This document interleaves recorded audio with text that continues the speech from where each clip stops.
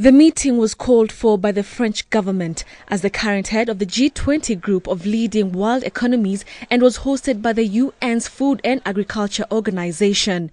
The delegates met to discuss the way forward for the African countries which are heavily affected by the drought crisis.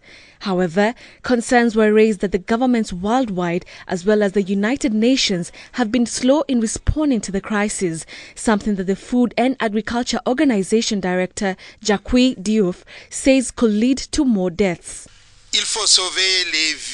We have to save lives and the ways of subsistence, and we must react to the states of urgency to avoid them getting worse. Combined effects of drought, inflation and conflicts have created a disastrous situation that demands a massive and urgent international aid.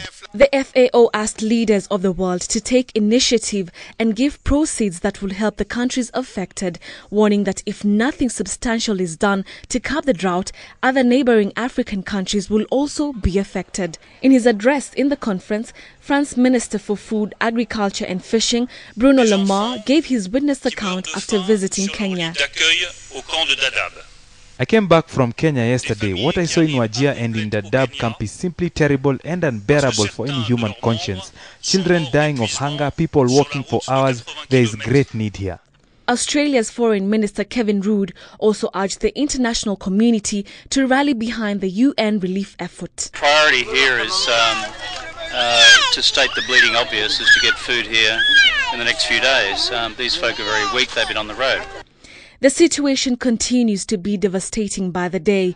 20 people and counting are now dead. 385,000 children are threatened by the hunger situation. The Food and Agriculture Organization has come out to seek for support from other countries because the United Nations cannot do it alone.